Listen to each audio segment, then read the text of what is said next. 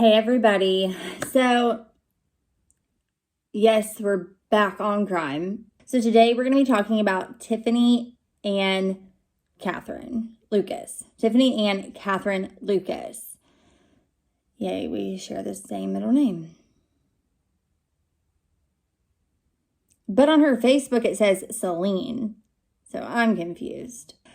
She's a 32-year-old woman that is accused of murdering her two sons, Jaden and Maurice. So let's get into it.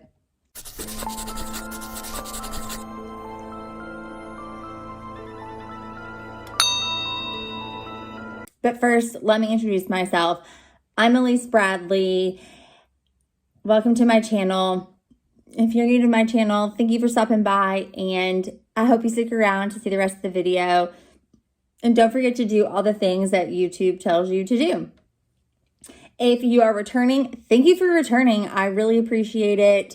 It means a lot to me that people keep returning to my videos and subscribing. It means a lot to me, and I appreciate all the love and support. And I always say, just be nice in the comment section, please. I got my wine, and we're going to talk about it. Tiffanie and her two young boys lived in Bullitt County in Shepherdsville, Kentucky. Jaden was 9 and Maurice was 6. So they're very young.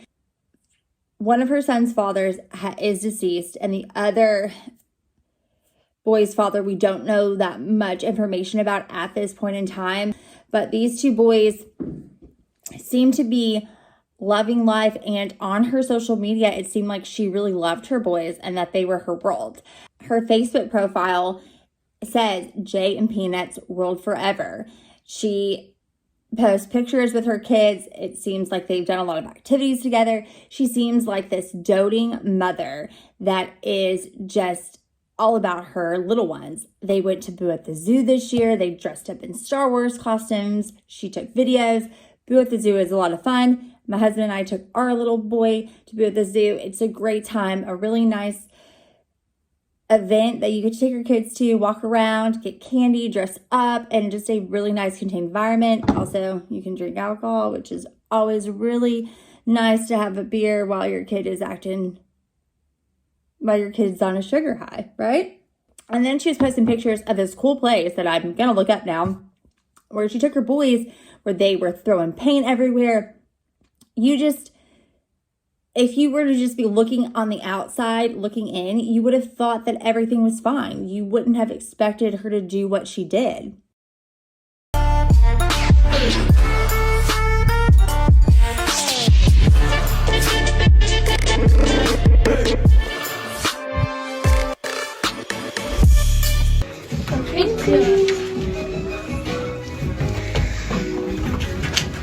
Boys! Peanut! What? On November 8th, 2023, Tiffanie Ann Lucas goes running out of her house, and she goes next door to her neighbor's house. I believe that this is a husband and wife that live next door to her. And as she is running next door to get help, because she's asking for it, her neighbor is also pulling up into his driveway, and Tiffanie comes running down from the front porch and begins to lay down on the driveway. So as he's getting out of his vehicle and going over to Tiffanie, she's yelling and she is stating that her two boys are dying and that she needs help. So the neighbor's significant other goes out of her home and attends to Tiffanie, trying to console her, comfort her, be there for her. And the husband goes into Tiffany's home, into her bedroom, to discover these two young boys, Jaden and Maurice, 9 and 6 years old, goes in to discover them lying there in the bedroom with a gun on the bed, dying. He proceeds to try to save these two boys. I would assume he's trying to do CPR. He's trying his best to keep these boys alive. he's doing all that he can. Reports have stated that the police were already called prior to Tiffanie going next door, but not every report stated that. And the police arrived about 11 a.m. on November 8th, 2023. The police then discover that the boys have been shot in the head twice each. Both wounds in an area that probably you wouldn't survive. How could a mother do this? That's what we're all thinking. How could you do this? The police, of course, began talking to Tiffanie. Still don't know why her name's Celine on Facebook. So weird. As these boys are being transported to the hospital to see if they can survive these horrific gunshot wounds. These boys are still alive when they are in the ambulance. Unfortunately, though, like I said, these being shot in the head 2 times each, fatal shots to the head, they did not live. When the police first arrived, the witness did tell the police that Lucas was the one that shot her 2 children. And those were statements that were made at the scene. But no one had witnessed the actual murder take place. While all of this was happening and while the boys were being transported and they had arrived at the scene and are starting to collect evidence, Tiffanie makes some outlandish statements. She says that she would have never harmed her 2 children if she had not been manipulated into doing so. She also said that she felt like she was hearing things. People were speaking to her through Facebook and Wi-Fi and other social media platforms, and that all of this was an accident, that she did not mean to shoot her children. I don't know how you accidentally shoot 2 children in the face 2 times apiece within 30 seconds and call it an accident. It doesn't really feel as much of an accident. And she also said that she wasn't in a good place at this moment in her own life. I don't know what type of place that she was in. I believe I heard something that she might have had a eviction notice that they discovered in her home. Maybe her children were trying to be taken away from her. Maybe she financially wasn't stable. Maybe she was not mentally stable. But she stated multiple times that this was an accident. She didn't mean to shoot her children. That someone gave her the gun and accidentally these boys were shot 2 times in the head apiece within 30 seconds. Family members say they've cleaned out the Bullitt County home that she was renting. They say it was filthy with the utilities turned off and an eviction notice on the counter. And unfortunately, on the way to the hospital, these boys, of course, were so injured. Even though they were still technically alive, they were not able to speak to officers or EMS to explain or say anything that happened within that morning. So honestly, the only person that really knows what happened is Tiffanie. No one else does. As things start to unfold, obviously Tiffanie is brought in to custody. Her bond is set at $2 million because she is a risk.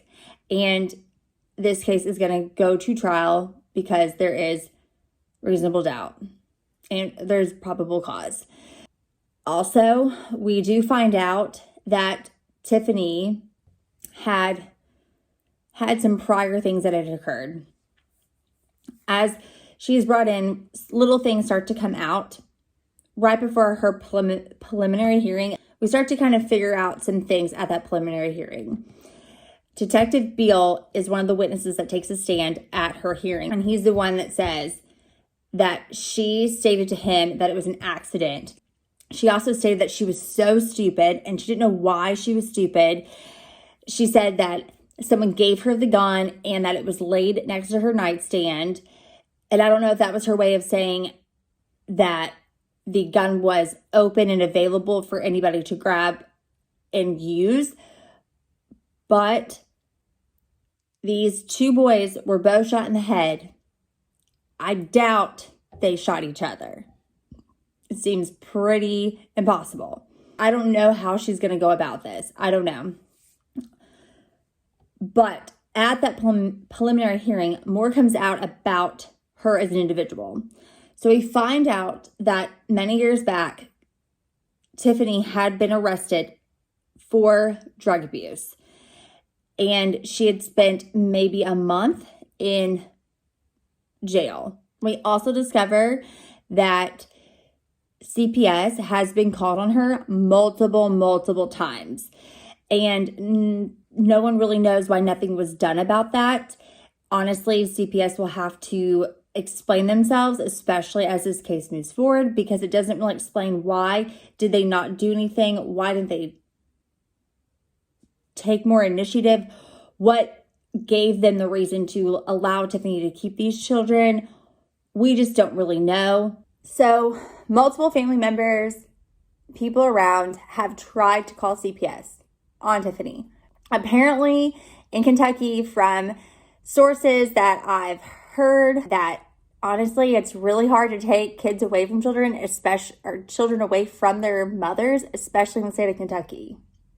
Like, I don't know what they got to do, but apparently it's got to be a lot for CPS to intervene. Their goal is to always keep the mom with the child, which I get to a certain extent. But then when things like this happen, it's like,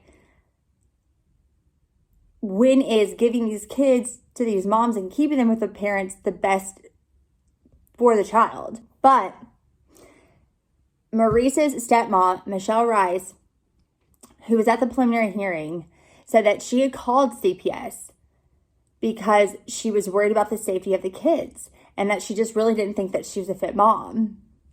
And she says that her stating that it was an accident is just not good enough because they just don't feel like it's an accident. And I think a lot of us are having a hard time being like, oh yeah, you just like accidentally shoot your kids. Accidentally. You shoot both of them. Like, it wasn't like it was one kid.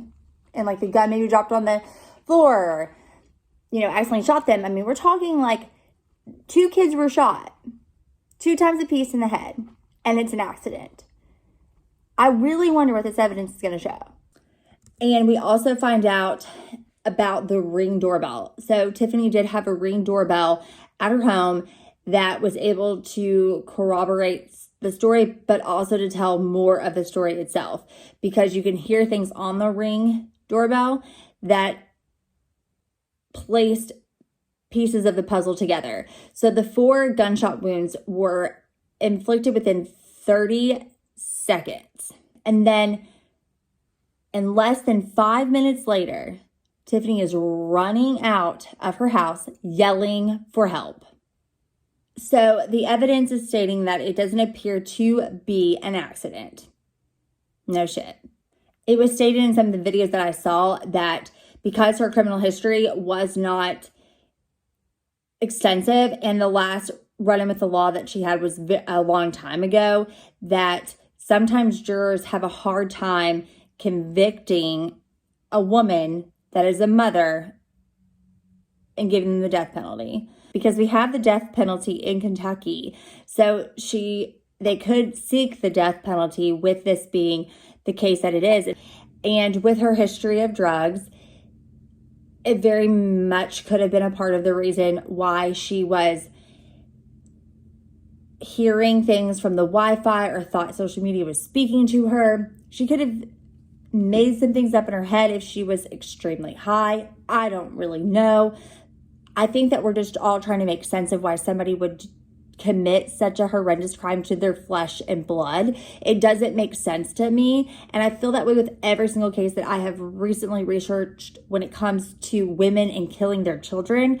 I think that we have to find a reason to make it make sense, because it doesn't make sense. But I think a lot of people are alleging at the fact that she could have been on drugs, and that it explains maybe why she ended up shooting her children and feeling as if she was manipulated into doing so. like that she wasn't mentally sane when she committed these murders. And unfortunately, this is the kicker here. When she was brought into the police station, they did not drug test her. So we don't really know if she was on drugs. The police really should have taken her into custody and drug tested her. So another thing, on November 9th, during Tiffanie's preliminary hearing, she pled not guilty to shooting her 2 boys. During her preliminary hearing, she's on camera. And she shows no remorse. It's like she doesn't really care. That's what it appears like. I don't know if she's just trying to appear hard or disassociated from the situation. But I mean, I just feel like somebody that's going into a preliminary hearing on camera should maybe appear like they give a shit. Because whether it was an accident or not, you're not really giving off the appearance of that you feel guilty, and that no matter whether it's an accident or not, your kids are still dead. So how are you just able to just compartmentalize and take yourself out of the situation and not feel any type of remorse? That's how it's coming off on the camera. I mean, she has her arms crossed, mean mugging, RBF face on during her hearing, and I'm thinking, this is really not setting you up for people to feel any type of remorse or to believe what you are saying. So maybe you should, I don't know, show a little bit of something more than what you're showing in the camera. That's just my personal opinion. That's it on this case so far. We don't really know what else is going to happen. So we do know that the case will go to trial because of the probable cause, and we do that. We're going to see and hear a lot more things about her, and more information is going to come out too. I don't know where this case is going to go. Let me know your thoughts, but this is the information that we have at this point in time, and we'll just have to see where everything leads from here on out. I'm praying for this family. I'm so sad for these little boys. They had so much more life to live, and I'm sad it was cut short. I hope that justice is served. Until the next video, stay safe, stay kind, and if you need help, ask for it. If you're not in a good place in your life, ask for help. We all need help. We all need help at some point in our lives. I'll catch you on the next one. Bye.